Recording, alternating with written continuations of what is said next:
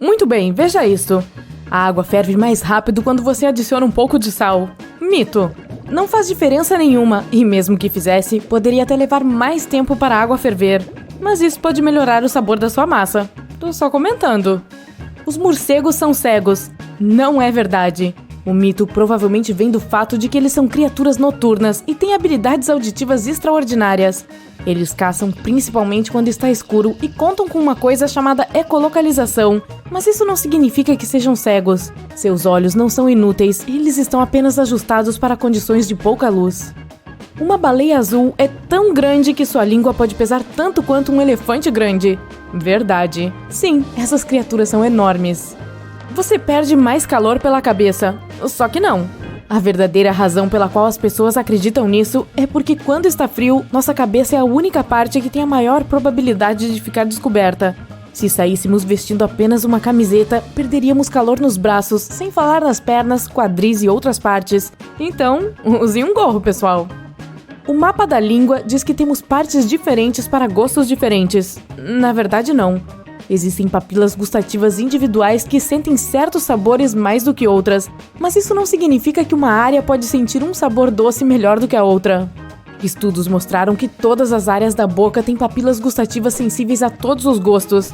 Ei, dê uma olhada neste mapa da língua da baleia azul. Parece que ela gosta de plâncton. Os dinossauros eram gigantes. Bem, isso é mito. Os filmes os mostram como lagartos enormes e escamosos, mas não. Primeiro, havia muitas espécies menores de dinossauros, e algumas delas eram tão pequenas quanto um peru ou um pombo. Além disso, alguns dinossauros, como o Tiranossauro Rex, eram até cobertos por penas, especialmente nos primeiros estágios da vida. O oxigênio é incolor. Parcialmente verdade. Na forma gasosa, ele não tem cor, mas nas formas sólida ou líquida, tem uma tonalidade azul celeste. Os camaleões mudam de cor porque querem combinar com o ambiente ao seu redor. Mito. Isso provavelmente seria uma coisa muito cansativa de se fazer. Na realidade, outras coisas, como ânimo, temperatura ou a quantidade de luz que recebem, afetam a cor desses carinhas. Quando os camaleões relaxam e esticam as células, os cristais que ficam dentro delas são afetados pela luz. Esses animais usam cristais para se comunicar. Então, por exemplo, tons mais escuros mostram que eles não estão de bom humor e estão, mais agressivos. Bem, acho que vou recuar aqui. Os neandertais não são nossos ancestrais, embora tenham coexistido com humanos modernos durante um período, principalmente em diferentes áreas do nosso planeta. Então, eles não são apenas um estágio do desenvolvimento humano, mas uma linhagem diferente. Eles também eram muito criativos, utilizavam fogo, faziam ferramentas, comiam plantas medicinais, limpavam os dentes e muitas outras coisas semelhantes à nossa espécie. Os neandertais provavelmente foram extintos por causa das severas mudanças climáticas. Os perus podem ficar corados. Isso é verdadeiro. Eles são como nós quando se trata disso. Quando estão com raiva, empolgados ou mesmo se sentindo mal, a pele do pescoço e da cabeça fica vermelha, assim como meu irmão mais velho. Os buracos negros não são realmente buracos como o nome pode sugerir. Eles são objetos muito densos com uma atração gravitacional extremamente forte. Flamingos são animais super legais. Verdadeiro. Eles flexionam as pernas na altura do joelho. Mito. Na verdade, eles as dobram na altura do tornozelo, já que os joelhos ficam mais próximos do corpo e também são cobertos por penas. Maçãs de supermercado são frescas. Talvez sim, mas talvez não. Elas podem ter até 1 ano de idade, já que costumam ser colhidas entre janeiro e abril. Depois disso, são cobertas com cera e secas com ar quente. Por fim, são enviadas para armazenamento refrigerado e após 6 a 12 meses, as vemos nas prateleiras dos supermercados. A água engarrafada tem data de validade? Verdadeiro. Mas isso não significa que é a água que vence, e sim a garrafa. O plástico começa a passar para a água, fazendo surgir alguns produtos químicos indesejados. O saquinho de chá não foi realmente planejado. Verdadeiro. No início do século XX, Thomas Sullivan encheu pequenos saquinhos de seda com amostras de folhas de chá e enviou para seus clientes. A ideia era abri-los e jogar as folhas de chá na água quente. Muitos clientes pensaram que deveriam colocar esses sacos no bule sem abrir. O saquinho de chá passou por algumas melhorias, ganhou barbante e etiqueta de papel na ponta, e a nova invenção não planejada estava pronta. Um relâmpago nunca atingirá o mesmo local 2 vezes. Não é verdade. O Empire State Building já foi atingido 8 vezes em apenas 24 minutos. Houve uma tempestade terrível e nada pôde, nem consegue, manter os raios longe do local que for atingido. Se um local atingido tiver características que atraíram o raio em primeiro lugar, como o formato do terreno, água parada ou altura, é capaz de atrair um relâmpago novamente. Você tem tanto DNA no seu corpo que pode realmente esticá-lo do Sol até Plutão, ida e volta. Verdadeiro. E não apenas uma vez, e sim 17 vezes. Claro, você não vai parecer o mesmo depois de fazer isso. Os crocodilos são uma das espécies mais antigas do mundo. Sim, eles já existem há 200 milhões de anos. Os gambás dormem pendurados pelo rabo. Você pode ver isso em desenhos e em algumas fotos, mas geralmente eles não fazem isso. Sua cauda é muito forte, então esses animais podem agarrar galhos e suportar o próprio peso, mas apenas por períodos curtos. Os adultos são realmente muito pesados para ficar nessa posição por muito tempo, então eles não iriam descansar muito assim. Os peixinhos dourados têm uma memória com duração de 3 segundos. Não. Esses peixes coloridos são realmente muito inteligentes. Um estudo mostrou que peixinhos dourados eram capazes de notar a diferença entre duas canções clássicas. Eles não aprendem rápido, isso é verdade, mas depois de mais de 100 aulas, conseguiram, o que não seria possível se sua memória durasse realmente apenas 3 segundos. Um tipo de salamandra. Você pode ler por conta própria, vá em frente. É capaz de estender sua língua pela metade do comprimento do corpo em apenas 7 milissegundos. Verdadeiro. Isso é 50 vezes mais rápido do que um piscar de olhos. Tem que ser rápido para ver o mapa da língua dela. As pessoas podem ser multitarefas. Não é verdade. Verificar e-mails, falar ao telefone, cozinhar. Parece que fazer várias coisas juntas economiza tempo. Mas pesquisas mostram que ser multitarefa não é possível. Nosso cérebro está programado para fazer uma coisa de cada vez. Então, quando achamos que estamos fazendo multitarefas, na verdade estamos alternando tarefas, o que pode até levar mais tempo em vez de nos poupar algum tempinho, bem como diminuir nossos períodos de atenção. A Terra é o único planeta com água. Falso. A NASA descobriu que Júpiter tinha um oceano com o dobro de água que temos no nosso planeta. Ele fica logo abaixo de uma camada de gelo. Até mesmo Marte tem um pouco de água corrente. Além disso, a Terra é redonda. É mesmo? Tecnicamente, ela tem polos achatados, juntamente com um arqueamento no Equador. Dessa forma, ela tem o formato irregular de um elipsoide. Os zumbis não são inventados. Verdadeiro. Ok, os humanos não podem se transformar em um como vemos nos filmes, mas o reino animal tem seus zumbis. Por exemplo, existe um tipo de fungo que assume o controle de formigas, espalhando substâncias químicas específicas no cérebro delas. Isso faz com que uma formiga deixe a sua família em busca do lugar onde esse fungo quer morar. A maior cachoeira do mundo fica sob o oceano. Muito verdadeiro. Ela fica nos mares nórdicos. A água fria do mar é mais densa do que a queda d'água quente. A queda tem cerca de 3 km de comprimento. A menor vespa do mundo não é maior que uma ameba. Verdadeiro. Essa vespa tem as mesmas partes do corpo de outros insetos, como olhos, asas, cérebro, patas e muito mais, e tem apenas 0,02 milímetro de comprimento, o que, na maioria dos casos, a torna menor do que os organismos unicelulares conhecidos como amebas. A neve só pode ser branca. Não é verdadeiro. E não estou falando de neve perto de hidrantes contra incêndio.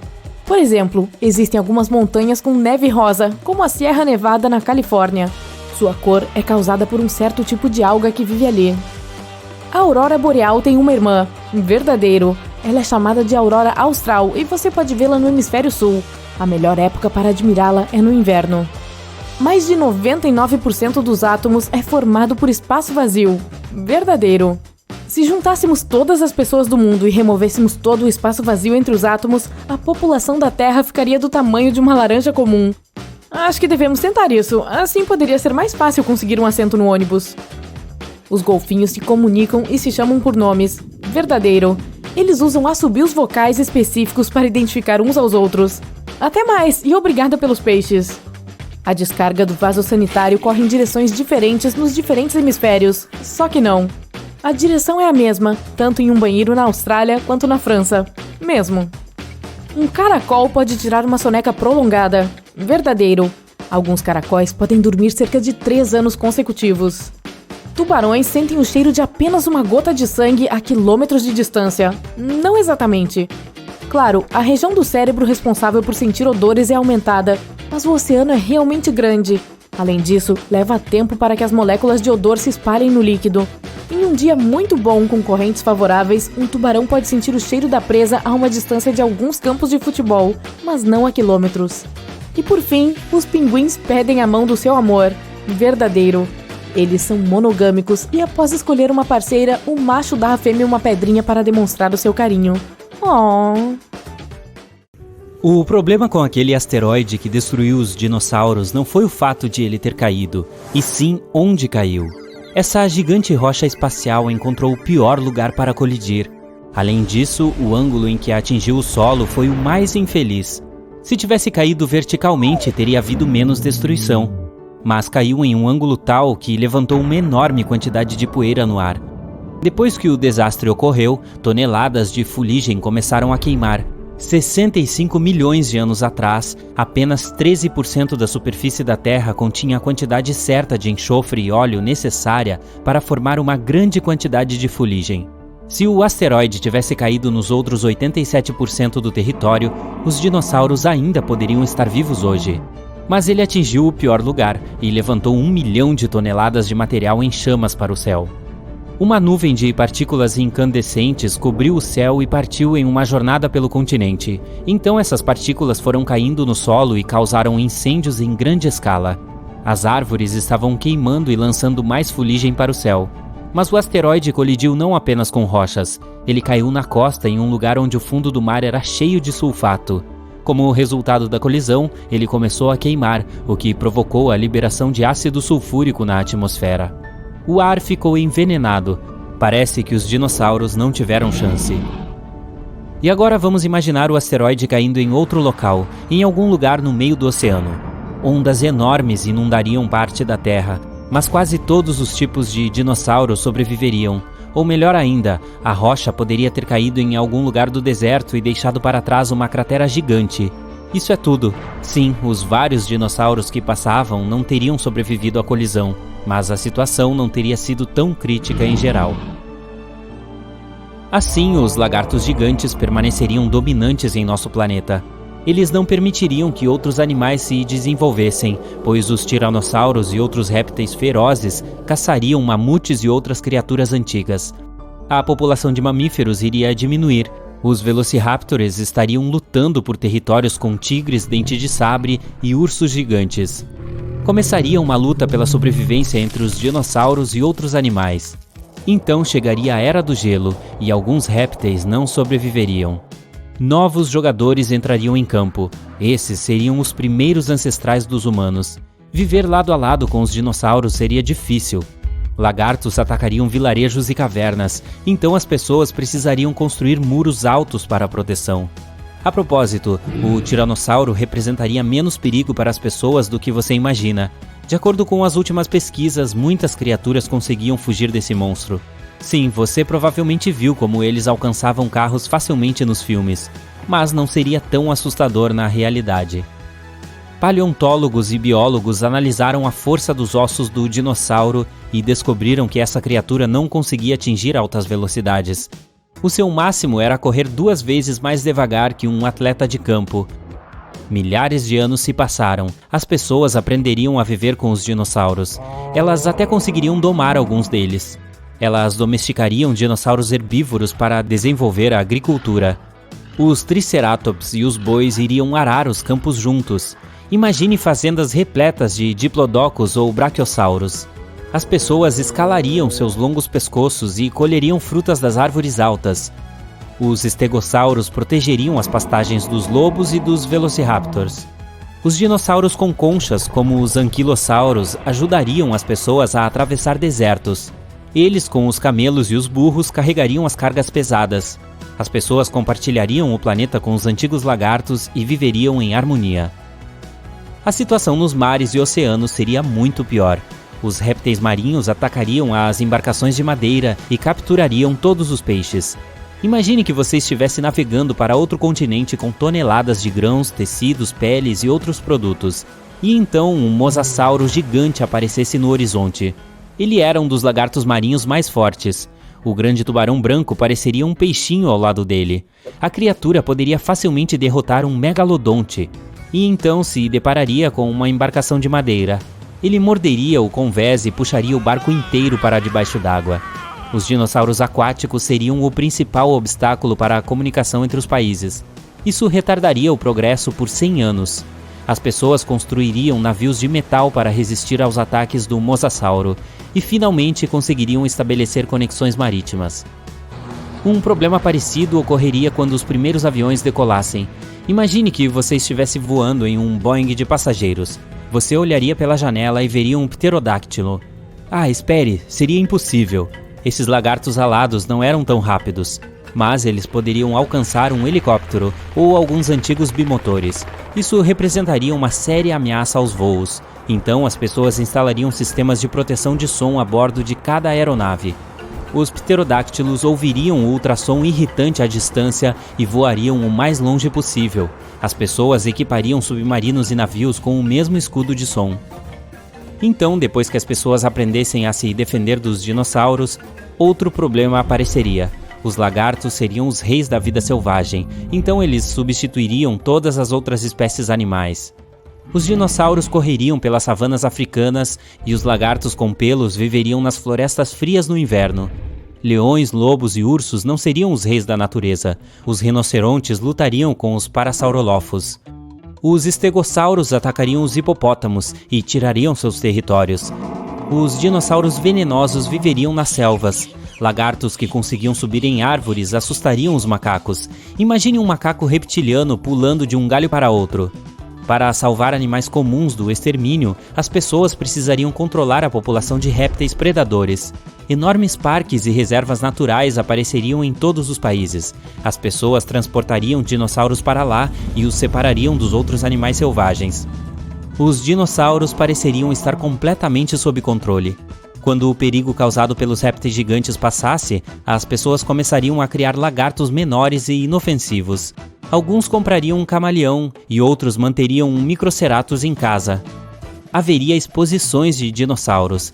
As pessoas levariam essas criaturas para passear como se fossem cachorros. Algumas pessoas tirariam selfies com os répteis, fariam compras e se sentariam em cafés com os pequenos lagartos. Os dinossauros não seriam intimidadores, eles seriam fofos? As pessoas montariam cavalos, camelos, parasaurolófos e paquicefalossauros. Claro, muitos tentariam domar velociraptors, mas falhariam. Esses eram répteis perigosos e não saberiam obedecer. Domá-los seria quase tão difícil quanto domar um jacaré. Mas cães e gatos ainda seriam mais populares, pois são mais inteligentes. O cérebro de um dinossauro é quase igual ao de uma galinha. Mas quem sabe, se tivessem vivido até hoje, talvez tivessem evoluído para criaturas mais inteligentes. Imagine se os dinossauros fossem inteligentes. Nesse caso, as pessoas teriam um grande problema. Alguns cientistas pensam que, mesmo que o meteorito não tivesse destruído os dinossauros, eles não teriam sobrevivido até hoje. Eles precisavam carregar seu próprio peso colossal o tempo todo. Essa era uma carga enorme sobre seus ossos e articulações. A maioria dos dinossauros não conseguiria sobreviver à Era do Gelo com tais características, mas lagartos menores poderiam ter conseguido. Dinossauros rápidos e ágeis, como velociraptors e paquicefalossauros, teriam sobrevivido, mas de que forma? Os dinossauros poderiam já ter evoluído para outra coisa? Olhe para a boa e velha galinha. Muitos cientistas acreditam que ela é descendente direta do assustador tiranossauro. Em algum lugar nas profundezas do DNA da ave, existem genes que o dinossauro tinha. Sim, é difícil de acreditar, mas olhe para a estrutura corporal da galinha e para como ela anda. Retire a plumagem, cubra a criatura com escamas e dê-lhe mandíbulas cheias de dentes em vez de um bico. E agora você tem um mini Tiranossauro Rex no galinheiro. E a propósito, não apenas as galinhas podem ser parentes de lagartos gigantes, muitos pássaros são descendentes vivos dos dinossauros. Surpreendentemente, jacarés, cobras, crocodilos e lagartos monitores não são tão parecidos com os antigos répteis quanto pelicanos, cegonhas e outras criaturas voadoras. Ao longo de milhões de anos de evolução, as patas dos dinossauros se transformaram em asas e as mandíbulas alongadas e cheias de dentes acabaram como bicos. A genética das aves é a chave para entender os dinossauros. Os pelicanos são parecidos com os pterodáctilos e os avestruzes com os velociraptors. Talvez muitos outros animais também compartilhem alguns genes com os antigos lagartos. Se o meteorito não tivesse caído, todos os dinossauros teriam evoluído para criaturas completamente diferentes e incomuns. Os cientistas querem estudar cuidadosamente o DNA das aves e tentar reverter a evolução com a ajuda da engenharia genética. Eles esperam criar dinossauros a partir de ovos um dia. Mas, para fazer isso, precisam encontrar um genoma específico que não mudou ao longo de dezenas de milhões de anos. Ele se esconde no DNA e não é tão fácil encontrá-lo e extraí-lo. Você acha que veremos répteis gigantes até 2050? Graças às novas descobertas e tecnologias para análise de fósseis, estamos aprendendo cada vez mais sobre a biologia dos dinossauros. Algumas pessoas não precisam saber mais do que o fato de que alguns deles eram colossais, aterrorizantes e cruéis. Mas para aqueles que, como nós, são curiosos, o uso de biologia comparativa, análise de pigmentos e novos e poderosos raios-x nos permitiram obter informações sobre características específicas, como cores, comportamentos alimentares e a forma da língua desses carinhas. Sim, isso mesmo, o formato da língua dos dinossauros. O que por um longo período de tempo foi um mistério, pois as partes moles e carnudas dos dinossauros dificilmente foram mantidas em forma fóssil. Mas graças à descoberta de alguns ossos zioides sobreviventes que ficam situados na base da língua na frente do pescoço, agora temos alguma ideia. A maioria dos animais tem esse osso zioide que ancora a língua. A forma e a complexidade do osso determinam a liberdade de movimento da língua. Os cientistas descobriram que quase todos os dinossauros tinham uma língua simples, achatada e extremamente semelhante à língua encontrada hoje dentro da boca de um crocodilo. Sim, este crocodilo. Vá em frente e dê uma olhada mais de perto. Não, brincadeirinha, vamos voltar. Vamos dar uma olhada em alguns dinossauros específicos. Que tal começar com o Brachiosauro? Deixe-me arriscar o meu pescoço, adivinhando que a maioria de vocês já está familiarizada com esse dinossauro devido ao seu pescoço. Você sabe, aquele que normalmente tinha 9 metros de comprimento. Apesar de o pescoço ser a característica que o distingue, seu nome, na verdade, se traduz como lagarto com braços, em grego. É do conhecimento geral que o Brachiosauro foi um dos maiores dinos que já viveu. Em média, atingia 23 metros de comprimento e 12 de altura. Isso é aproximadamente o comprimento de 2 ônibus escolares e tão alto quanto um prédio de 4 andares. Nada disso existia na era do grandalhão aqui. São conhecidos alguns fragmentos de ossos de pernas e algumas vértebras de espécies de dinossauros ainda maiores, mas esses restos esqueléticos são muito incompletos para determinar o tamanho exato. Então esse cara pode ter sido o maior dinossauro de todos os tempos. Um renomado herbívoro, graças a Deus, acredita-se que o Brachiosauro precisava comer até 880 kg de matéria vegetal seca todos os dias. A maior parte disso era composta de árvores coníferas, ginkgos e cicadáceas. Esses alvos podem ter sido difíceis de atingir para esse dinossauro, pois os pesquisadores descobriram que seus dentes eram em forma de colher e não eram ideais para mastigar alimentos.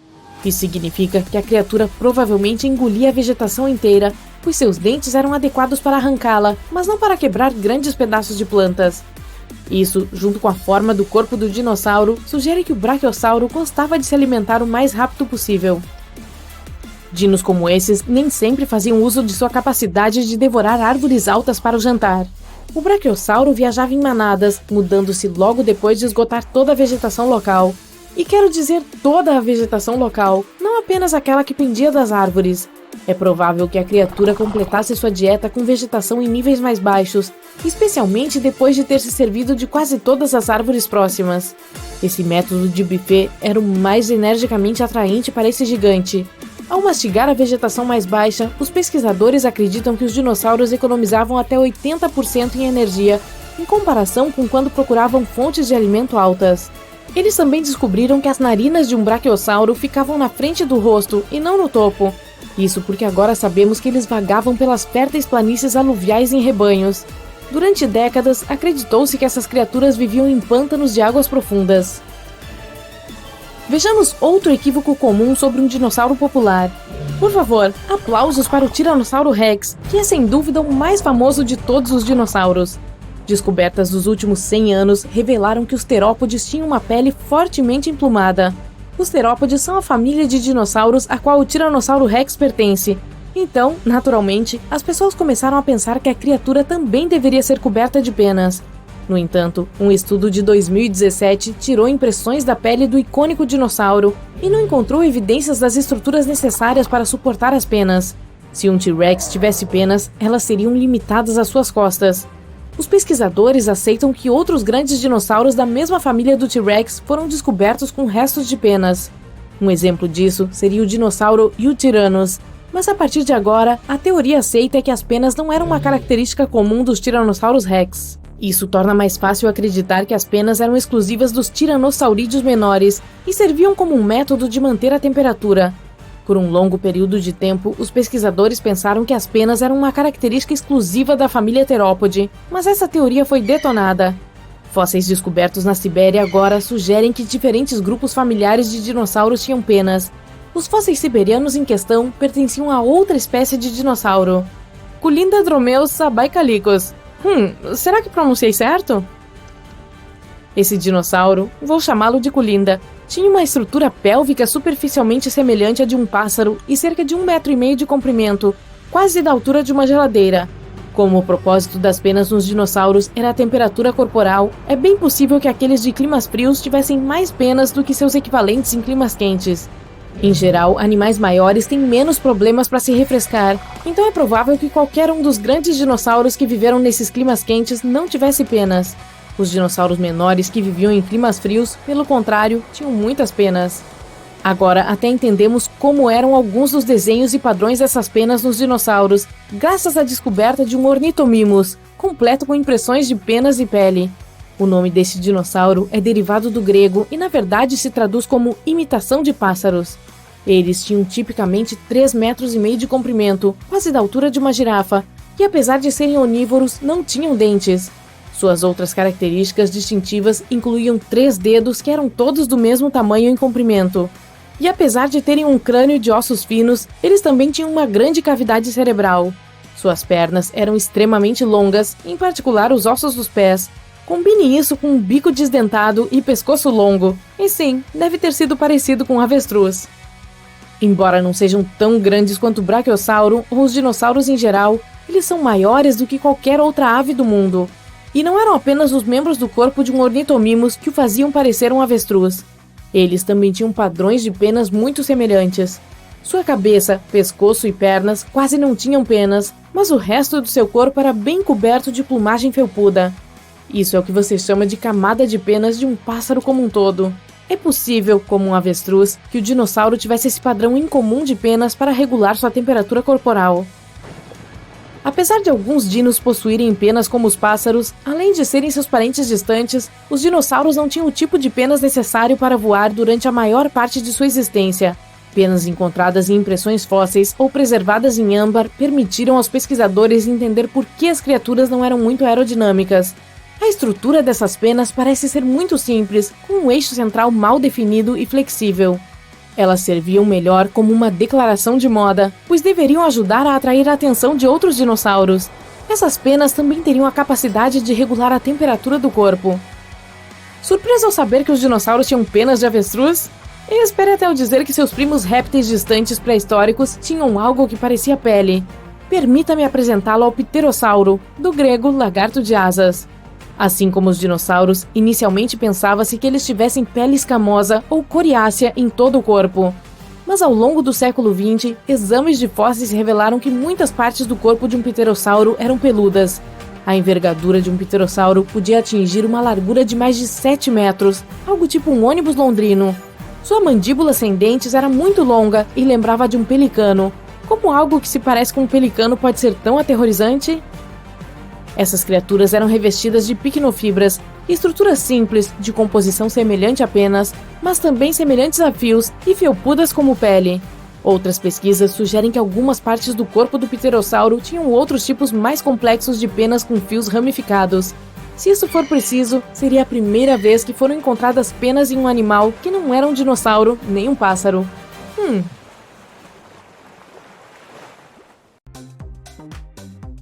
Se você pudesse entrar na máquina do tempo e viajar de volta a 1969, veria algo espetacular.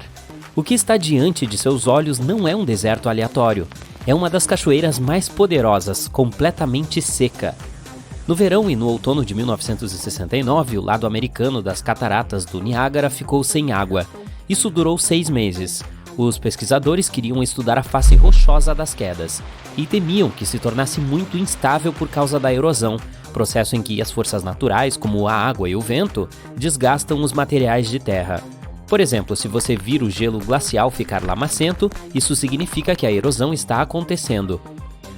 3 quedas d'água que cruzam a fronteira entre o Canadá e os Estados Unidos juntas formam algo que conhecemos como as magníficas cataratas do Niágara. As canadenses, que ficam principalmente do lado do Canadá, divididas por Goat Island. As americanas no lado dos Estados Unidos. E a Véu da Noiva, que é a menor de todas e fica do lado americano, mas separada das demais por Luna Island. Os Estados Unidos e o Canadá não têm uma fronteira natural legal? Muitos não acreditavam que poderíamos realmente ir contra a natureza selvagem e impedir que quantidades tão insanas de água fluíssem. Mas conseguimos. Foi necessária uma barragem de 180 metros através do enorme rio Niágara para realmente obstruir essas cachoeiras surpreendentes. Isso significa que foi preciso desviar 270 mil litros de água a cada segundo para que o fluxo restante viajasse sobre as canadenses. Mais de 27 mil toneladas de rocha foram usadas para construir essa barragem, e mais de 1.000 caminhões carregaram as pedras no quente verão de 1969. Em 12 de junho, as cataratas americanas pararam depois de um fluxo contínuo de mais de 12 mil anos. Então as canadenses pegaram o volume extra e o absorveram para que a pesquisa pudesse ser feita. Mas os moradores ainda estavam preocupados. Eles sabiam que não era possível controlar tamanha quantidade de água, temiam que ela tomasse um rumo diferente e causasse uma inundação catastrófica. Tinham receio também de que os turistas não fossem mais se as equipes não conseguissem fazer a cachoeira voltar a fluir como antes. Mas eles continuaram chegando, mesmo naquele verão.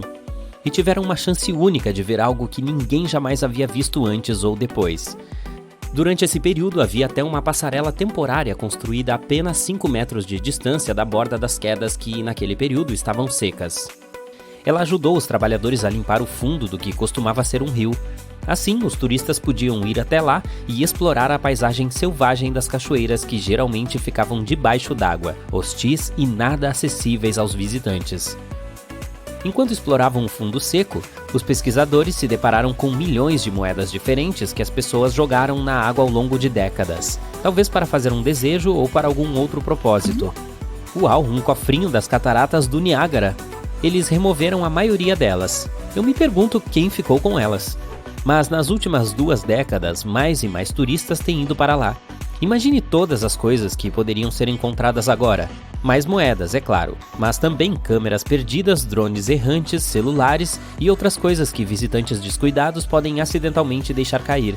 A ideia de retirar toda a água e transformar as cataratas do Niágara em um deserto provou ser possível, mas pode ser necessário fazer isso novamente.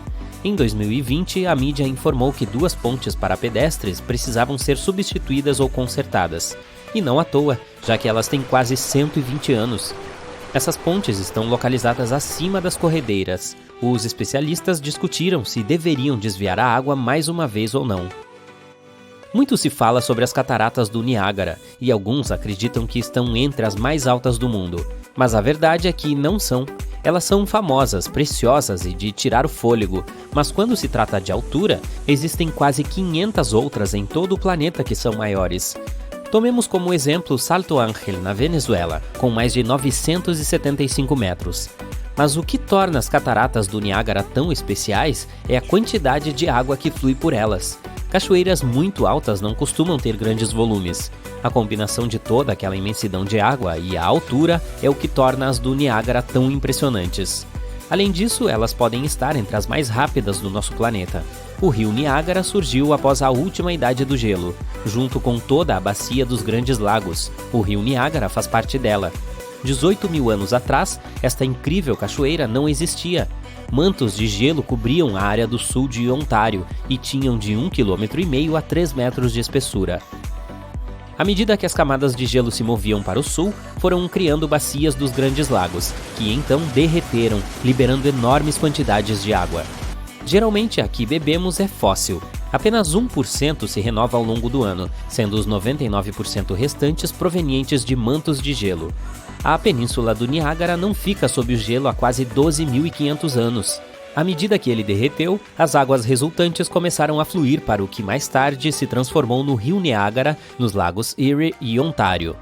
Demorou muito, mas o volume acabou erodindo as falésias e formando essas cachoeiras espetaculares. Você já deve ter notado que o Rio Niágara é incrivelmente verde. Essa cor específica nos diz o quão poderosa é a água quando se trata de erosão. A cada minuto, as cataratas do Niágara expelem mais de 60 toneladas de minerais dissolvidos. Tudo isso, junto com o sal também dissolvido e rocha finamente moída, torna a cor tão magnífica. Quem vive nos Estados Unidos e no Canadá, ou mais precisamente mais de 1 milhão de pessoas que têm acesso à área, utilizam o Niágara para diversos fins. Por exemplo, pescar, obter água potável, fazer atividades recreativas, incluindo natação, passeios de barco e observação de pássaros, produzindo energia hidrelétrica e muito mais. A primeira usina do mundo foi construída no final do século XIX e ficava bem ao lado das cataratas. Logo começou a valer a pena porque as pessoas estavam recebendo eletricidade dela, mas ela podia viajar por apenas 90 metros, então algo precisava ser melhorado ali. Nikola Tesla foi quem aceitou o desafio e fez as mudanças necessárias. Ele descobriu que a eletricidade poderia percorrer longas distâncias se uma corrente alternada fosse usada. Hoje, várias usinas de energia das cataratas do Niágara fornecem mais de 2 milhões de quilowatts de energia. Ok, vou te contar outra coisa interessante. 1969 não foi a única vez em que essas cachoeiras pararam. Em 1848, a água não fluiu por lá por até 40 horas. Elas já eram muito populares entre os turistas e uma fonte útil de energia para a população local, então não é de admirar que tenham surtado. A culpa foi da natureza desta vez. O gelo bloqueou a nascente do rio. Um fazendeiro americano foi o primeiro a perceber isso. Era 29 de março e ele saiu para caminhar pouco antes da meia-noite. Logo percebeu que não conseguia ouvir o poderoso rugido das cataratas. Então rapidamente foi até a beira do rio e ficou lá em estado de choque. Quase não havia água. Fábricas e usinas tiveram que fechar porque dependiam dela. Tartarugas estavam apenas vagando, peixes não sobreviveram. Algumas pessoas passeavam pelo fundo do rio, levando pequenas coisas que encontravam de recordação.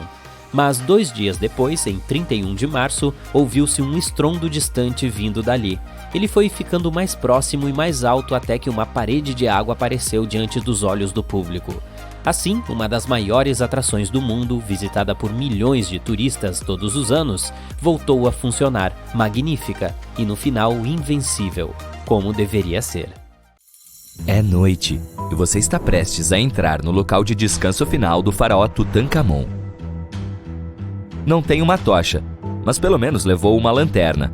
Então desce vários lances de escada e percebe como as paredes são esculpidas em hieróglifos e o que parece ser um feitiço que diz: aqueles que levarem qualquer coisa deste lugar serão condenados para sempre. Mesmo que você realmente não acredite, isso assusta um pouco. Aí encontra uma enorme porta de pedra. É uma armadilha? Você consegue abri-la. Mas não! É apenas uma câmara vazia. Uma checada no mapa. Ok, parece que está indo na direção certa. Depois do que parecem horas, percebe que deve estar preso dentro de um labirinto. Então tenta refazer seus passos, mas não consegue mais encontrar a porta de onde veio. É isso, pensa com si mesmo. Você caiu na armadilha do faraó. Ok, todos nós já vimos filmes de Hollywood em que o personagem principal está explorando ruínas antigas e enfrenta algumas armadilhas perigosas, certo? Diziam que a realeza egípcia protegeu seus lugares de descanso final com escorpiões e cobras venenosas, portas de correr que prendem intrusos por toda a vida e pedras gigantes rolantes que esmagam qualquer um em seus caminhos. A questão é, essas armadilhas eram realmente reais? Lamento ser o estraga-prazeres, mas isso tudo é ficção. Esses artifícios elaborados eram tecnológicos demais para as civilizações antigas colocarem. Isso não quer dizer, no entanto, que não houvesse armadilhas. Povos como os egípcios e os maias são conhecidos por sua prática de construir monumentos inteiros dedicados aos que já faleceram. Essas estruturas muitas vezes refletem a posição que uma pessoa ocupa na sociedade. Então, para as realmente importantes, as VIPs de seus tempos, foram construídos enormes monumentos para abrigar seus corpos muito tempo depois de sua morte. Algumas dessas civilizações acreditavam que a vida continuaria do outro lado do véu. Por esse motivo, uma pessoa seria enterrada junto com os pertences de sua vida atual. Se tivesse muito dinheiro e poder, isso significava que seu lugar de descanso estaria cheio de riquezas e ouro. Agora imagine se você morasse no Antigo Egito e soubesse exatamente onde todas as tumbas do faraó estavam localizadas. Então, ouviu rumores sobre a quantidade de riqueza mantida nesses lugares. Talvez ficasse tentado a dar uma olhada, certo? Estamos falando de grandes salas cheias do chão até o teto, com artefatos de ouro, joias e até dinheiro. Quer dizer, parece tentador. E como não havia guardas de segurança protegendo a entrada desses locais, os egípcios precisavam ser criativos para guardar tantas riquezas. Essas antigas civilizações encontraram algumas armadilhas úteis. Uma recorrente era construir cômodos vazios dentro do monumento para confundir o intruso. Vamos dar uma olhada no local de descanso final de Amenhotep III como exemplo. Foi construído na cidade de Luxor, num local também conhecido como Vale Ocidental dos Reis. 2 engenheiros franceses descobriram originalmente o monumento entre 1905 e 1914. A estrutura é enorme e possui mais de 10 câmaras conectadas por longos corredores e escadas íngremes. A Câmara do Rei é a mais escondida, e para um forasteiro tentar encontrá-la, provavelmente entrará em muitas salas vazias antes. Outros faraós tentaram proteger suas riquezas instalando monumentos com pisos falsos que escondiam poços de até 6 metros de profundidade. Dessa forma, um visitante desavisado e indesejado seria surpreendido pelo buraco fundo a caminho da câmara de descanso do rei. Ao lado dessas armadilhas, os faraós fizeram questão de construir corredores em estilo de labirinto e paredes falsas. Dessa forma, os ladrões poderiam levar horas até acharem a verdadeira câmara real. Quanto aos poços com cobras venenosas, se houvesse algum réptil dentro dos monumentos, ele provavelmente entrou por conta própria e não ficaria lá por muito tempo. Não há como as cobras sobreviverem anos e anos sem comida dentro desses locais. Então sim, outra crença induzida por Hollywood aqui. Se essas armadilhas parecem chatas, os arqueólogos encontraram um bloqueio interessante no local de descanso final da Rainha Vermelha de Palenque, no México. Essa foi uma das cidades maias mais poderosas do México pré-colombiano. E acreditava-se que a Rainha Vermelha era a avó do último rei. Sem dúvida, alguém de grande importância para o Império. Em sua homenagem, um enorme monumento foi construído para guardar seu corpo após sua morte. A descoberta da tumba em si já foi emocionante. Os arqueólogos encontraram um monumento antigo ao cavar no local em 1994. A primeira coisa que viram foi uma sala com uma porta escondida. Assim que a abriram, descobriram um longo corredor. Finalmente, no final dele, ficava o aposento da rainha. A equipe de arqueólogos estava muito animada para desenterrar essa câmara com a múmia da própria monarca ainda dentro dela. Eles a encontraram acompanhada de suas pérolas, conchas de jade e pedras caras. Mas enquanto exploravam os restos mortais, viram algo bastante estranho. A sala estava cheia de um pó vermelho. Os pesquisadores sabiam que essa cor era importante para o povo maia e que muitas de suas roupas de edifícios eram decorados com ela. Mas não entenderam por que a rainha foi enterrada com essa substância vermelha desconhecida. Depois de levarem uma amostra para uma análise mais aprofundada, descobriram que o pó era cinábrio, um mineral muito perigoso. Quando inalado, ele pode causar sérios danos à saúde. A equipe concluiu que isso só poderia ser uma armadilha para quem tentasse roubar suas riquezas. Ok, pós tão perigosos podem ter funcionado como as armadilhas mais intensas que vimos até agora. Mas talvez a maneira mais barata de afastar visitantes indesejados fosse espalhar feitiços escritos por todo o monumento. Provavelmente vamos rir disso hoje, mas antigamente eles eram mais ou menos eficazes. E geralmente diziam que a pessoa que pegasse qualquer coisa daquele lugar teria um destino trágico. Alguns feitiços diziam que os intrusos perderiam suas casas em grandes incêndios ou inundações terríveis. Outros davam conta de que os larápios teriam problemas de saúde incuráveis e não diagnosticados, mas não eram suficientes para impedir os roubos. Existem algumas histórias sobre como esses feitiços podem ter sido reais. Uma delas é do famoso egiptólogo britânico Howard Carter. o responsável por desvendar o local de descanso do faraó Tutankhamon na década de 1920. Após meses de escavações mal sucedidas, Carter descobriu a existência da tumba por acaso. Encontrou a entrada de uma escada logo abaixo do solo onde esteve procurando durante todos aqueles meses. Com a ajuda de uma equipe, ele limpou as pilhas de areia que bloqueavam as escadas e descobriu uma porta. Nela havia vários símbolos reais esculpidos, e Carter sabia que aquilo só poderia significar que uma pessoa muito importante havia sido enterrada ali. E ele estava certo. Com um cinzel, fez um buraco no canto superior esquerdo da porta e iluminou sua visão com a ajuda de uma vela. O cara não podia acreditar no que estava vendo. O reflexo de vários itens de ouro e joias amontoando-se na câmara diante dele.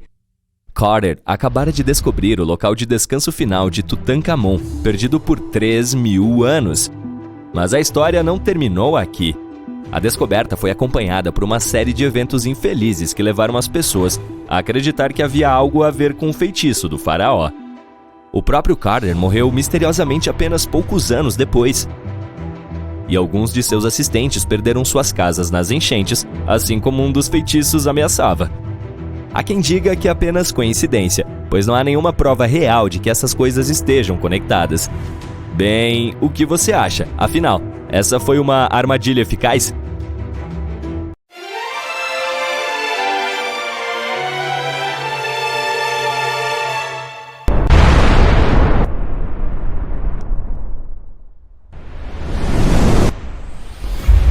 Desde minúsculas até criaturas colossais, todos os animais estão tentando escapar de uma parede de fogo que se move na direção deles. A temperatura está subindo e tudo ao redor começa a pegar fogo. Em breve, muitos animais e plantas na Terra deixarão de existir. Esse é o resultado da queda de um asteroide gigante no nosso planeta. Mas se os dinossauros tivessem habilidades de pensamento crítico, eles poderiam ter adivinhado o que iria acontecer, pois o corpo espacial já era visível 1 ano antes do impacto. 1 ano antes do impacto. Sem as luzes das cidades, todos os pontos brilhantes no céu são estrelas. Alguns são planetas refletindo a luz vinda do Sol, como o Marte. Mais um desses pontos é o asteroide, que mais tarde será conhecido como Chicxulub. Ele recebeu esse nome por causa da atual região do México, onde caiu. E, de qualquer forma, nesse ponto parece uma estrela. Ele tem o mesmo brilho de Netuno. Você poderia até ter fotografado com uma câmera de alta qualidade. Isso se ao menos os dinossauros tivessem polegares. O asteroide está passando agora pela órbita de Júpiter. Dessa distância, a Terra parece um ponto azul claro. 1 mês antes do impacto. O asteroide ficou muito mais brilhante. Ele é agora o ponto mais brilhante no céu noturno depois da Lua e cruza a órbita de Marte. Sua cauda, composta de poeira e gás, está ficando cada vez mais longa. Agora tem o dobro da distância da Terra até a Lua. 1 semana antes do impacto. A cauda do intruso tem agora 5 vezes a distância da Terra até a Lua, mas os dinossauros não conseguem apreciar sua beleza. Para eles, é apenas mais um ponto brilhante no céu noturno. Se esse asteroide estivesse voando em direção à Terra hoje, os cientistas poderiam definir a localização exata do seu impacto em um raio de 1 quilômetro. Então, tiraríamos as pessoas da área e evitaríamos uma grande catástrofe. 1 dia antes do impacto. O Chicxulub agora ocupa o primeiro lugar entre os objetos mais brilhantes do céu. A luz ao seu redor, chamada de halo, parece ainda maior do que a própria Lua. O asteroide está passando pela órbita da Lua. Ele parece um ponto brilhante que deixa um rastro de cinzas para trás. 1 hora antes do impacto. A luz do Chicxulub é mais brilhante do que a lua cheia. E seu movimento pode ser visto a olho nu. As noites na Terra não são mais escuras. Só agora os dinossauros começaram a ficar ansiosos. Todos os animais começam a buscar abrigo. 10 minutos antes do impacto. O asteroide agora está passando pela órbita terrestre. Milhares de pequenos fragmentos de sua cauda começam a cair no planeta. Parece uma chuva de meteoros. Até agora, esses fragmentos são muito pequenos. Todos queimam na atmosfera antes de chegar à superfície da Terra. O objeto está se aproximando da América do Sul. Se alguém estivesse olhando para ele da Europa, pareceria um pôr do sol. O ponto brilhante dele está caindo lá no horizonte. 2 minutos antes do impacto. Os dinossauros agora conseguem ver facilmente a forma do asteroide. Se soubessem como fazer, poderiam até estimar o tamanho dele. Ele tem um pouco mais de 10 km de diâmetro, o que significa que é quase do tamanho da ilha de Manhattan. E o peso em quilos do gigante é de 7 mais 15 zeros. Ele está voando em direção à península de Yucatán, a uma velocidade alucinante de 12 km por segundo, o que seria suficiente para ir de norte a sul do Brasil em cerca de 10 minutos. Mas você meio que iria queimar no caminho. 10 segundos antes do impacto. O Chicxulub está se aproximando do solo. Mais alguns metros e... BAM! O céu noturno de repente fica branco. O flash é tão brilhante que não dá para ver o sol neste momento. A entrada na atmosfera do asteroide causa uma explosão poderosa que pode ser ouvida do outro lado do mundo. O gigante começa a queimar devido ao atrito com o ar. Ele aquece e se divide em vários pedaços que caem na Terra. Após alguns segundos, a maior parte do meteorito atinge o solo. Sua massa e velocidade lhe conferem uma enorme quantidade de energia. No momento seguinte, uma explosão superpoderosa faz o solo tremer. A onda do choque do meteorito começa a se espalhar a partir do local do impacto. Ele arranca grandes pedaços de solo e árvores e os derruba no chão como dominós. A temperatura da onda de choque é tão alta que tudo ao redor do local do impacto pega fogo. A energia liberada durante a colisão também penetra profundamente no planeta, causando os terremotos mais fortes da história. Este, por sua vez, gera ondas de tsunami tão altas quanto o Empire State Building. 5 minutos após o impacto. O meteorito deixa para trás uma enorme cratera, tão larga quanto o Largo Huron, e profunda o suficiente para 2,5 montes Everest caberem dentro dele. Os dinossauros correm em pânico. Eles tentam fugir em direção à América do Norte, mas a maioria não consegue atravessar os terrenos pantanosos desconhecidos. Outro perigo é a chuva de meteoros que continua. Centenas de toneladas de cinzas e detritos levantam no ar. Aquecido por altas temperaturas, esse material cai na Terra na forma de lava líquida. Cinzas e fumaças enchem a atmosfera e bloqueiam os raios solares. A Terra mergulha na escuridão. Por mais algumas semanas, nosso planeta ficará totalmente escuro. As chuvas ácidas cairão na superfície sem parar. Havia muito enxofre nos depósitos subterrâneos da península de Yucatán, e a energia da explosão o evaporou todo. Agora ele está esfriando no ar, formando nuvens e pingando no chão. A maioria dos animais sobrevive ao impacto, mas a extinção em massa continua por muitos meses mais. A colisão mergulhou a Terra na escuridão, e isso acabou com a maioria das plantas que se alimentavam de luz solar. Os dinossauros herbívoros perderam sua principal fonte de alimento e começaram a desaparecer. E eles são a principal dieta dos carnívoros. E agora, dinossauros como o Tiranossauro Rex não têm nada para comer, então logo serão extintos também. Em outras palavras, não foi o meteorito que exterminou os dinossauros, mas a fome e as mudanças climáticas. Meteoritos desse tamanho caem uma vez a cada 100 milhões de anos. Isso significa que tal evento pode acontecer novamente. Os humanos conseguirão sobreviver a esse desastre? Hoje em dia podemos enxergar longe no espaço, e o aparecimento de um asteroide do tamanho do Chicxulub não seria uma surpresa para os astrônomos. Em geral, asteroides com mais de 140 metros de diâmetro são considerados potencialmente perigosos. De qualquer forma, se soubermos sobre o corpo espacial que se aproxima, poderemos construir abrigos com suprimentos de alimentos e água. Quando o asteroide estiver perto o suficiente, podemos esperar o impacto e suas consequências dentro deles. Mas quando as pessoas voltarem à superfície, verão cidades e vilas destruídas. Nosso planeta parecerá um deserto sem vida. É por isso que precisamos de outra alternativa: prevenir o impacto. Aqui temos muitas opções, dependendo do tamanho e do material do asteroide. De acordo com a NASA, a maneira mais eficaz é um ariete cinético.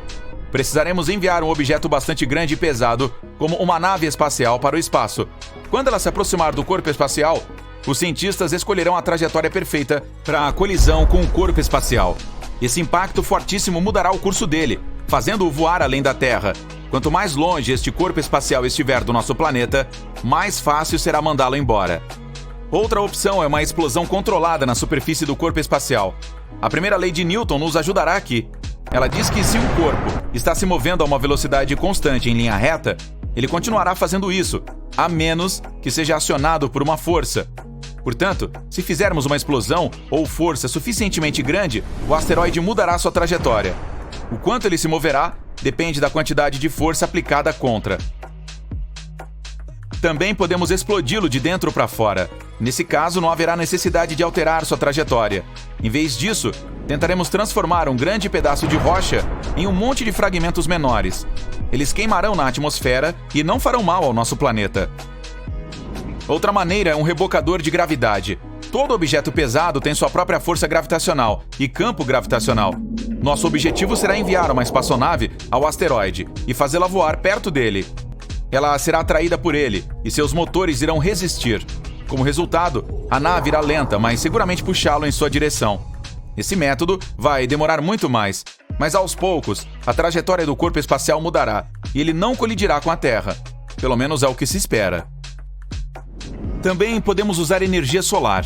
É possível construir uma estação espacial com um sistema de lentes de aumento gigantes. Em seguida, enviaremos essa estação para mais perto do Sol. Quando localizarmos um asteroide, apontaremos as lentes na direção dele e focaremos o feixe no corpo espacial. O calor do Sol fará com que o material do asteroide evapore. Eventualmente, isso fará com que ele mude sua trajetória. Grandes manadas de dinossauros corriam pela floresta. A temperatura subia rapidamente e tudo atrás deles começava a pegar fogo. Alguns ficaram presos em pântanos e não conseguiam sair. Os pterodátilos voavam sem entender nada, enquanto tentavam evitar a onda de choque que em breve cobriria a Terra. Esse evento aconteceu há cerca de 66 milhões de anos e acabou com quase todos os seres vivos do nosso planeta. Pássaros e dinossauros voadores foram os únicos que sobreviveram ao maior evento de extinção de todos os tempos.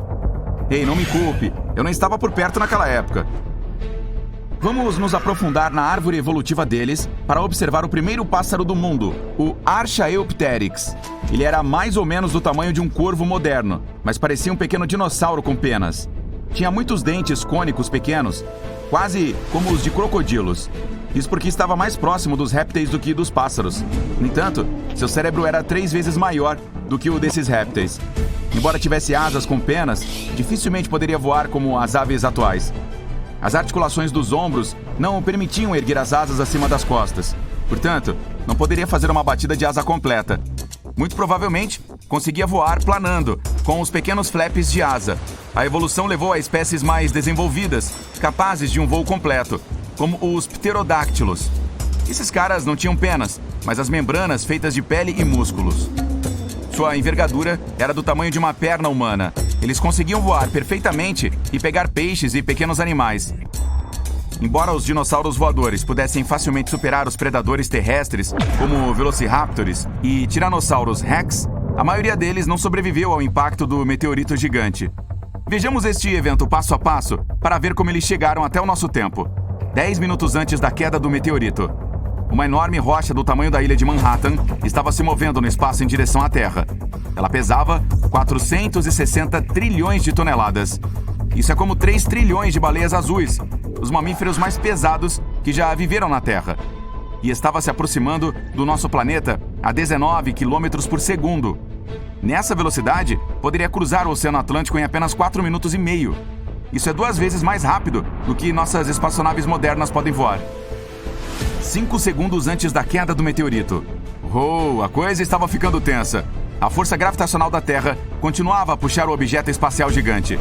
Ele abriu um buraco na nossa atmosfera e provocou um som de estouro tão alto que daria para ouvir do outro lado do nosso planeta. Todos os animais acordaram em pânico. Eles levantaram a cabeça e viram uma enorme pedra que começou a queimar no ar. Fragmentos menores começaram a se desprender do meteorito principal. Esse fogo era quase tão brilhante quanto o Sol. Os dinossauros voadores e outros ancestrais dos pássaros modernos foram os primeiros a perceber o perigo. Então seguiram em linha reta para o céu e tentaram voar para o mais longe possível do local do impacto para salvar suas vidas. O momento do impacto. A massa gigantesca e a velocidade do meteorito fizeram com que fosse liberada uma enorme quantidade de energia. Assim que tocou a Terra, o objeto causou uma explosão equivalente a 150 trilhões de toneladas de dinamite. A onda de choque literalmente arrancou pedaços do nosso planeta e os jogou para cima. Uma gigantesca muralha de energia começou a se mover do ponto da colisão em todas as direções. Ela arrancou as árvores com raízes e as derrubou como dominós. A onda de choque envolveu completamente o nosso planeta. Essa energia se transformou em calor. Tudo ao redor do local do impacto começou a pegar fogo. Selvas e árvores transformaram-se em carvão em segundos. O solo e as rochas simplesmente evaporaram. A colisão causou um grande terremoto. Alguns dinossauros podem ter caído em fendas que surgiram no solo. O forte tremor de terra causou um tsunami com ondas mais altas do que o Empire State Building. Os dinossauros, que não ficaram presos nas florestas em chamas, foram levados pelas enormes ondas. Os da América do Norte tentaram escapar correndo para o norte, mas a onda de choque inevitavelmente os alcançou. Já os voadores não tiveram problemas com terremotos ou tsunamis. Eles voavam alto o suficiente para escapar das ondas gigantes, mas precisaram lidar com fragmentos de meteoritos que caíam sem parar. 5 minutos após a queda do meteorito, uma chuva de meteoros de fragmentos gigantes de rocha continuava caindo na Terra. Alguns meteoritos eram do tamanho de um carro, outros pareciam mais um grande edifício. Cinzas e poeira levantavam no ar. A temperatura era tão alta que esses elementos derretiam e se transformavam em lava líquida e, em seguida, caíam de volta na Terra, causando mais incêndios. As chuvas de meteoros também causaram problemas para os dinossauros voadores, que tinham que manobrar e se esquivar das rochas incandescentes que caíam. As altas temperaturas eram um grande problema para eles, pois podiam fazer com que perdessem as penas, sem as quais não conseguiriam voar. 10 horas após a queda do meteorito, os dinossauros correram sem parar para o norte todo esse tempo. Estavam em um território desconhecido, com muitos pântanos. Os gigantes, como os Tyrannosaurus Rex, tinham pernas tão longas quanto a altura de um adulto e conseguiam passar por este terreno, mas se caíssem, nunca conseguiriam levantar. Os menores, como os Triceratopos, tinham pernas curtas e não foram capazes de atravessar os pântanos densos. Um mês após a queda do meteorito, 15 trilhões de toneladas de cinzas foram lançadas na nossa atmosfera. Uma nuvem gigante bloqueou o Sol e a Terra foi imersa em uma completa escuridão. As plantas sobreviventes não conseguiam se alimentar da energia solar e pararam de produzir oxigênio. Os dinossauros sobreviventes mal conseguiam respirar por causa da falta de ar pela grande quantidade de poeira. A falta de sol fez o fitoplâncton desaparecer. Muitos animais marinhos ficaram sem sua única fonte de alimento. A poeira e as cinzas na atmosfera impediam que nosso planeta recebesse calor solar, e a temperatura aqui começou a cair. O local onde o meteorito caiu era rico em enxofre. Esse ácido tóxico evaporou no momento da colisão e formou nuvens que provocaram chuvas ácidas na Terra, das quais os dinossauros voadores tinham que se esconder. Eles precisaram ficar em cavernas e não podiam sair para buscar comida. Até então, um grande número de dinossauros terrestres e voadores sobreviveu.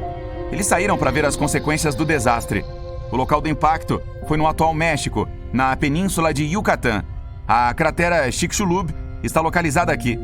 Ela tem cerca de 150 quilômetros de largura, como a metade de todo o lago Michigan, e tem 19 quilômetros de profundidade.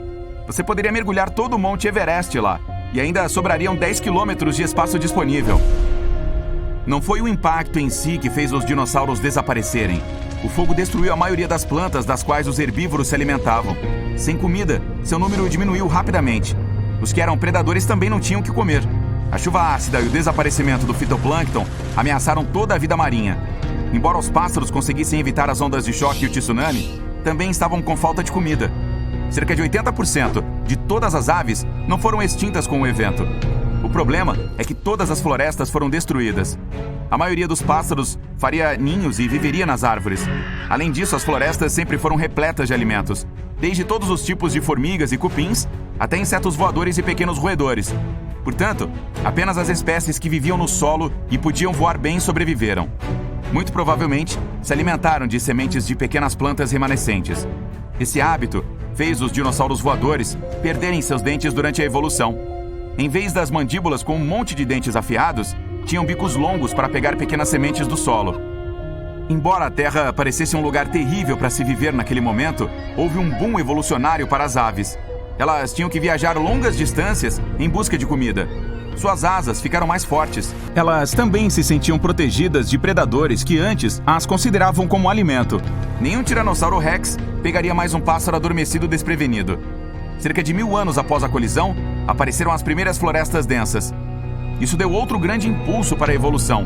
1 milhão de anos depois, as florestas cheias de comida foram povoadas pelos ancestrais das aves Colidae modernas.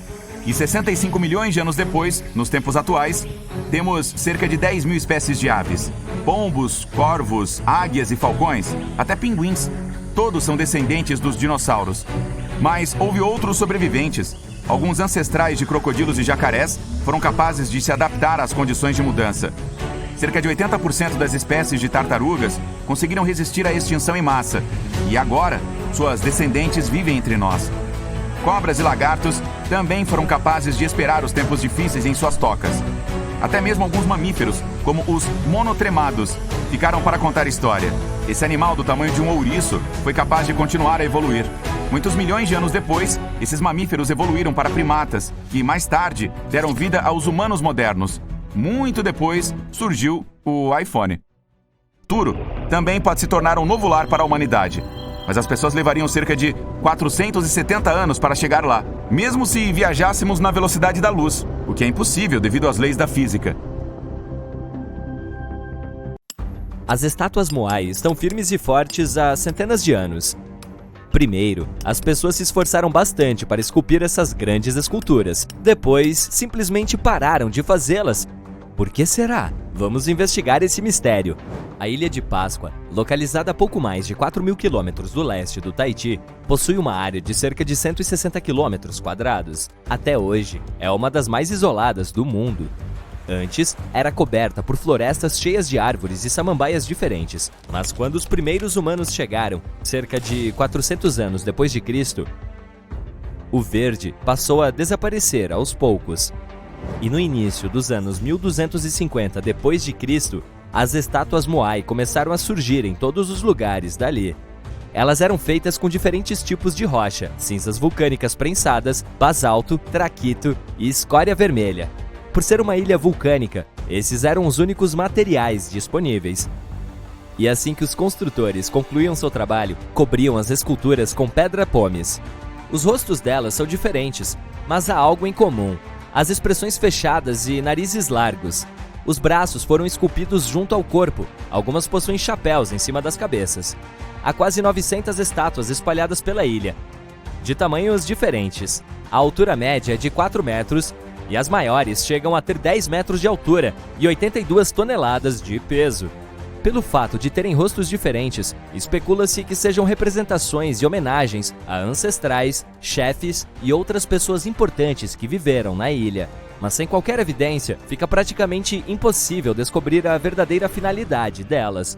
Antes, elas ficavam lindamente dispostas pelo litoral, vigiando as pessoas nos acampamentos. As costas delas ficavam viradas para o mundo espiritual do mar. Quando os europeus descobriram esses monumentos, nos anos 1700, muitos já estavam caídos. E a construção deles havia parado muito antes disso. Foi necessário muito esforço para fazer essas esculturas. Artesãos profissionais passaram um bom tempo esculpindo lentamente as estátuas com ferramentas básicas. Uma equipe de até 6 pessoas trabalhava duro durante um ano inteiro para fazer apenas uma delas. Depois, era preciso transportá-la para um local especial na ilha, percorrendo uma distância de quase 18 quilômetros. Com a ajuda de datação por carbono, especialistas conseguiram descobrir que as estátuas começaram a surgir em 1250 d.C. E aí, de repente, em 1500 mais ou menos, o processo simplesmente parou. Os criadores dos monumentos largaram seus cinzéis onde os estavam usando.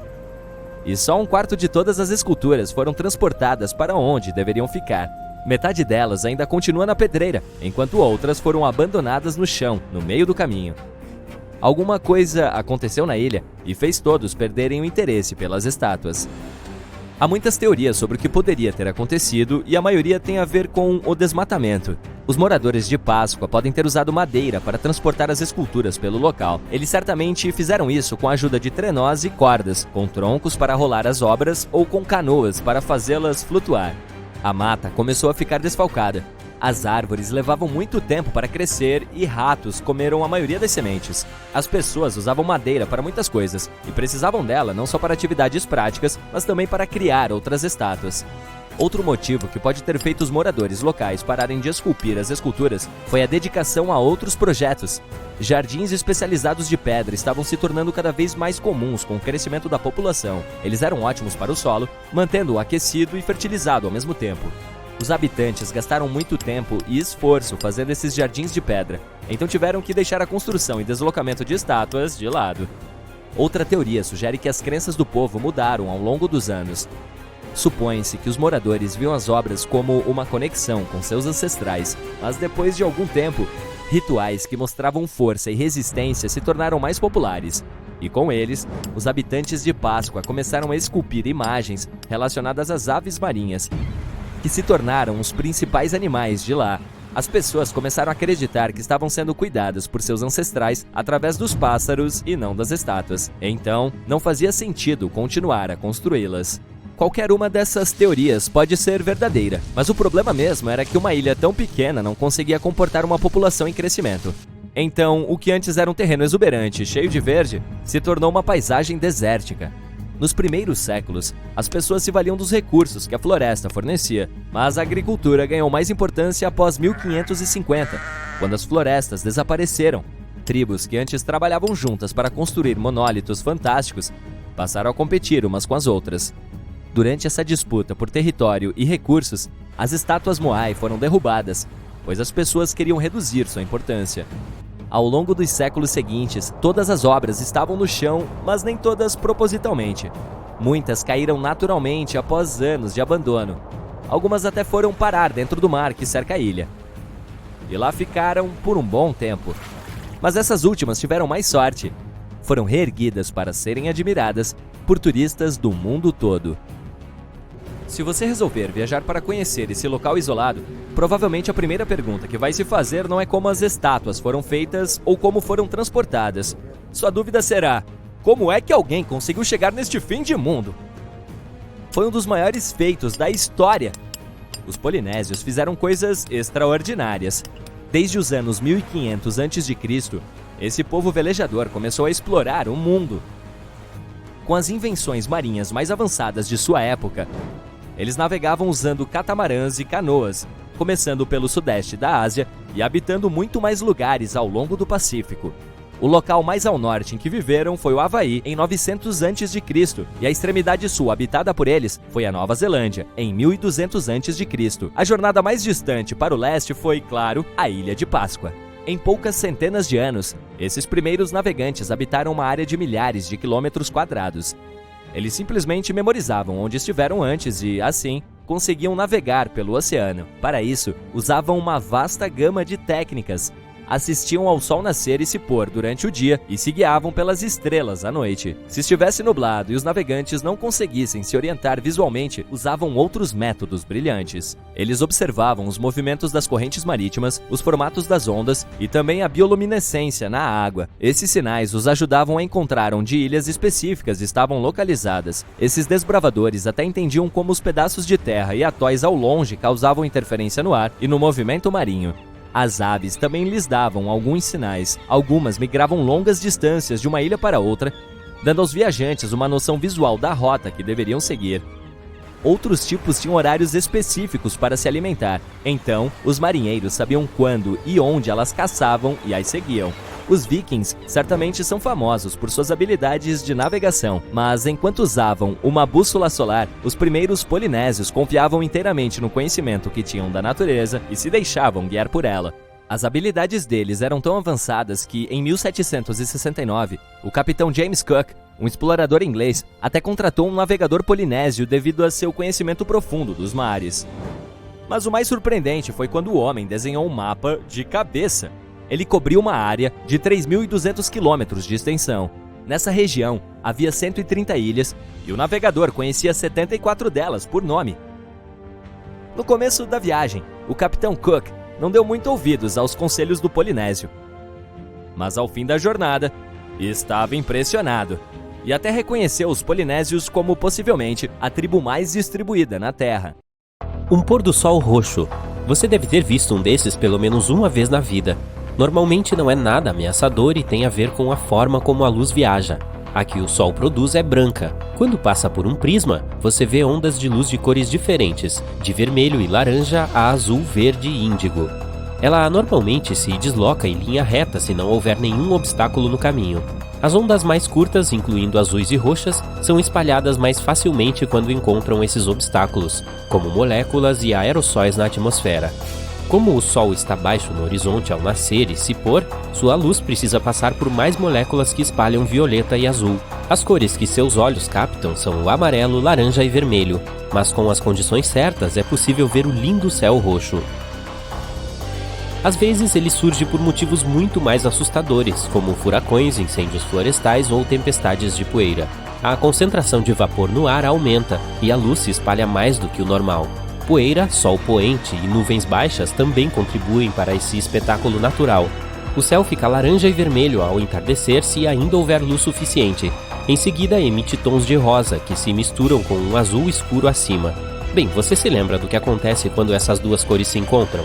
Surge o roxo. Nem todo furacão faz o céu ficar dessa cor, e tentar adivinhar se isso vai acontecer é como apostar em um arco-íris. Ainda assim, as pessoas relataram que vários grandes furacões provocaram esse fenômeno. O céu verde pode parecer tão espetacular quanto o roxo, mas na verdade também grita perigo. Ele geralmente está lá para avisar que uma tempestade, granizo ou tornado está por perto. Essa cor única é resultado da mistura dos raios solares amarelos com a luz azul vinda das nuvens de tempestade. Você está curtindo um belo dia à beira-mar com uma brisa fresca nos cabelos, quando de repente percebe que a água começa a recuar da praia a uma velocidade enorme. Este é um sinal para começar a correr o mais rápido e distante que puder. Isso provavelmente significa um tsunami a caminho. Uma reação rápida maximiza as chances de sobrevivência. Se perceber que o nível do mar está subindo, mas não parece muito extremo, pode ser outro sinal de um tsunami. Acontece em 40% dos casos, e a entrada de água é a primeira onda dele. A próxima, muito maior e mais perigosa, geralmente ocorre em cerca de 10 minutos. Outra coisa é que ele gosta de surgir com alguns sons altos. As pessoas os descrevem como um trovão, uma locomotiva, um helicóptero ou apenas um estrondo alto. Você vê um canal de água agitada na praia? É melhor ficar longe da água. Pode haver uma corrente de retorno sob a superfície e ser extremamente perigosa. Às vezes, as ondas atingem a costa de uma maneira estranha, formando essas correntes. Você pode ver uma quebra estranha nas ondas, ou uma área com uma cor diferente do resto da água.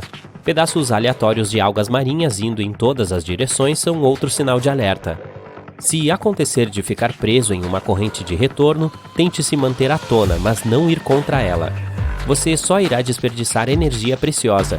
Grite por socorro e tente flutuar ao longo da praia.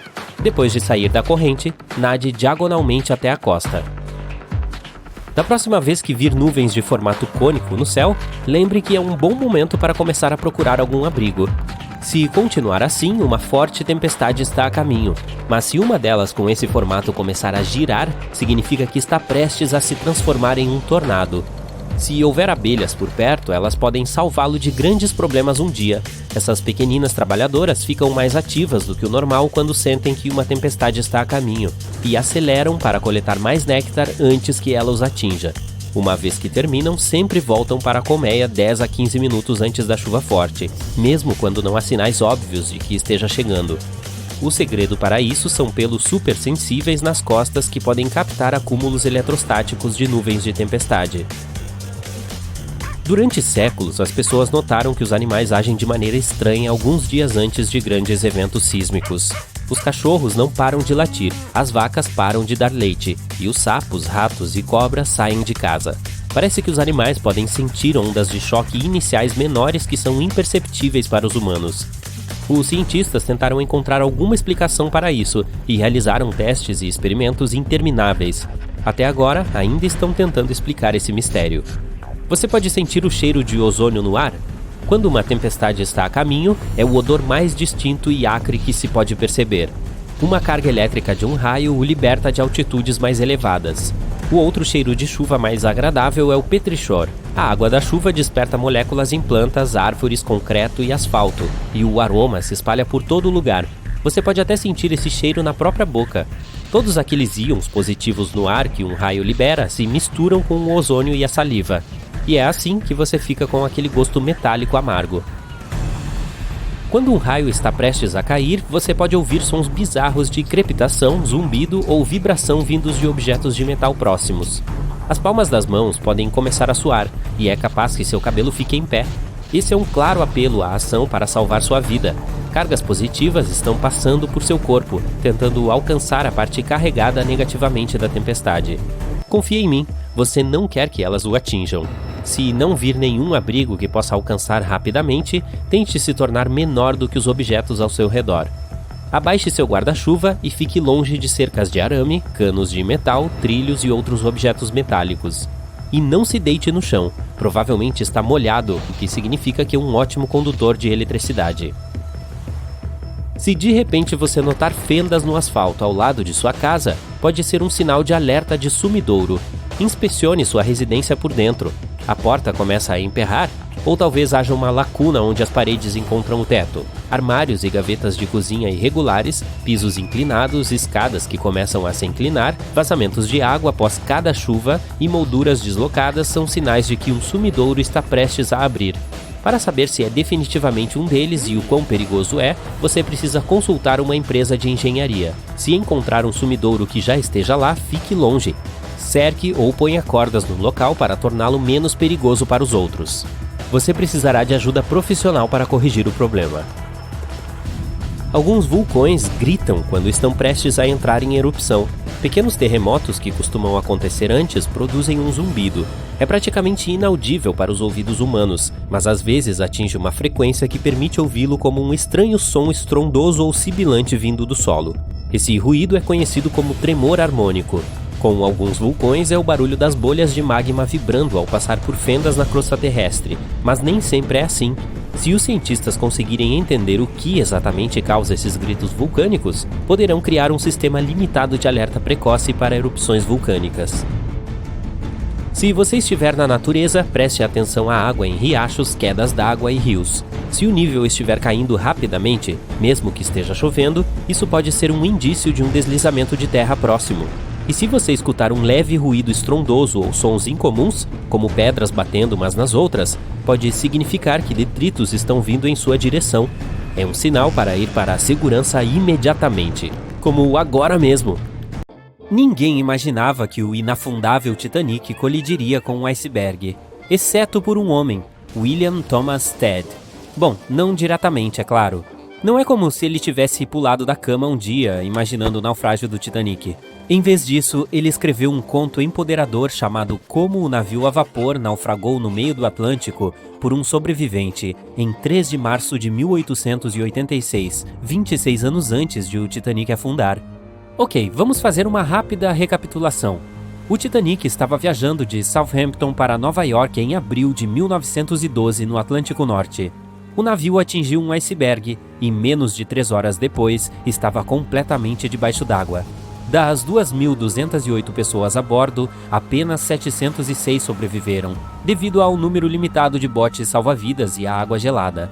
Outro navio de passageiros, o Carpathia, atendeu o pedido de socorro, pegou os sobreviventes e os levou em segurança para Nova York. O conto que William Stead escreveu era sobre Thomas, um marinheiro britânico que entrou em um navio de passageiros com destino aos Estados Unidos.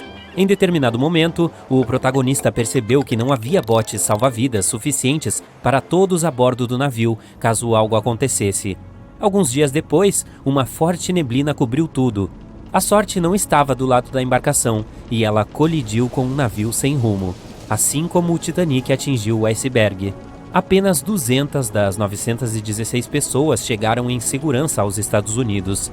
O personagem principal conseguiu sobreviver pulando na água e subindo em um dos botes salva-vidas. Você poderia imaginar que a história iria fazer com que todos na indústria adicionassem botes salva-vidas extras em navios. Mas, infelizmente, esse conto recebeu muito pouca atenção quando foi publicado.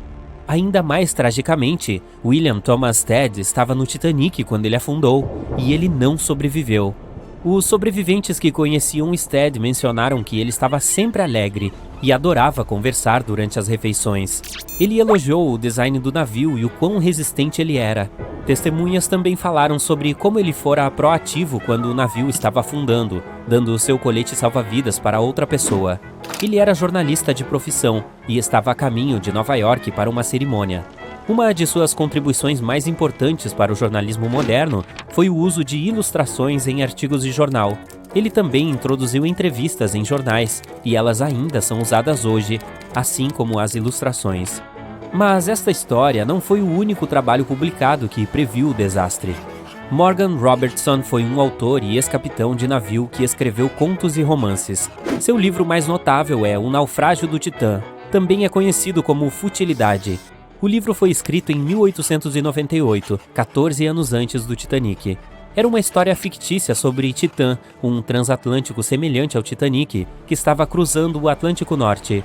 Também é uma coincidência que Titã era tão rápido quanto o Titanic e compartilhava muitas outras semelhanças, como o tamanho ou design.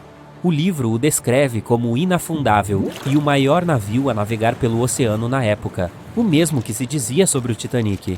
Outra semelhança estranha foi o número limitado de botes salva-vidas. A história aconteceu em abril, e foi em abril que o Titanic partiu em sua jornada e atingiu um iceberg. A história do Titã também mencionou que quase ninguém sobreviveu ao acidente horrível. Ao contrário da história de Stead, o protagonista de Robertson teve um caminho diferente. O naufrágio do Titã acontece em algum lugar no meio do livro, então, após o acidente, o personagem principal continuou com a sua vida. O livro foi trazido de volta aos holofotes após o desastre do Titanic. Como alguém poderia descrever os eventos que ocorreriam quase uma década depois com tanta precisão? Muitos começaram a acreditar que Robertson fosse capaz de ver o futuro, mas a realidade era que Robertson sabia como um navio funcionava. Foi fácil para ele escrever o âmago das coisas sem fazer pesquisas. Realisticamente, uma das maiores ameaças para os navios naquela época era atingir um iceberg ou colidir com outros navios. A história seguinte soa um pouco misteriosa. Certa vez, Alex Mackenzie ouviu uma voz que o avisou para não embarcar no Titanic. Mas quando ele se virou, não tinha ninguém. Enquanto ele continuava andando, a voz falou novamente, mas desta vez foi mais alto e claro. Ele levou o aviso a sério e decidiu cancelar a viagem e voltar para Glasgow, na Escócia, sua cidade natal. Seus avós não ficaram muito felizes em encontrá-lo em casa em vez de estar no Titanic, afinal a passagem era muito cara. Essa decepção logo desapareceu quando souberam que o navio havia atingido um iceberg. John Coffey era membro da tripulação do Titanic, mas decidiu abandonar a viagem quando o navio parou em sua cidade natal em Queenstown, na Irlanda. Sua voz interior lhe disse para sair do navio, e assim o fez. Ele tinha apenas 23 anos na época, e para alguém da sua idade poderia ter sido um grande impulso na carreira e uma oportunidade de crescimento. Apesar da terrível tragédia, ele assinou contrato para trabalhar com o RMS Mauritânia poucos meses após o naufrágio do Titanic. Isso que eu chamo de comprometimento. Algumas informações adicionais foram reveladas sobre o que pode ter contribuído para o naufrágio do Titanic. Os construtores insistiam que o navio era inafundável, mas muitas pessoas mais tarde teorizaram que as chapas de aço do navio eram muito frágeis para a água gelada do Atlântico. Isso pode ter ocasionado que os rebites estourassem, permitindo que a água do oceano se infiltrasse para dentro. Outra teoria é que pode ter havido um incêndio no casco do Titanic que estava acontecendo por 3 semanas antes da viagem. O fogo amoleceu o aço, permitindo que o iceberg o cortasse como uma faca quente cortando manteiga. Algumas fotos de antes do navio partir em sua viagem mostram marcas pretas no casco, que podem ter sido causadas pelo fogo. De qualquer forma, o iceberg teria causado danos significativos, independentemente de um incêndio anterior ou não. Algumas pessoas também culpam aqueles que projetaram o Titanic. O navio foi construído com grandes juntas na parte inferior, que provavelmente quebraram facilmente durante a colisão. Claro, são todas teorias, mas sabemos de fato que o iceberg foi o personagem principal deste drama e que as obras de Stead e Robertson deveriam ter sido levadas a sério. De qualquer forma, esta deve ser uma lição para o futuro, ajudando a prevenir acidentes trágicos semelhantes. Por sinal, transatlânticos e navio de passageiros não existiriam se não fosse por Thomas Newcomen. Em 1712, ele inventou uma máquina a vapor que era tão forte que era capaz de produzir energia suficiente para alimentar um navio. E um século depois, em 1819, o primeiro navio a vapor atravessou o Oceano Atlântico para Liverpool, no Reino Unido. Ele levou apenas 29 dias para atravessar o oceano. A indústria de navios de passageiros cresceu no início do século XX, facilitando que as pessoas se mudassem para a América ou saíssem de férias. Com o passar das décadas, o uso de aeronaves roubou os holofotes dos navios de passageiros, já que os aviões eram mais rápidos e eficientes. Hoje em dia, é bastante raro que um navio de passageiros colida com alguma coisa em águas abertas. As tecnologias modernas podem detectar qualquer coisa que possa representar uma ameaça e até mesmo prever um clima tempestuoso. Atualmente, os navios de cruzeiro são gigantes em comparação com os da era do Titanic.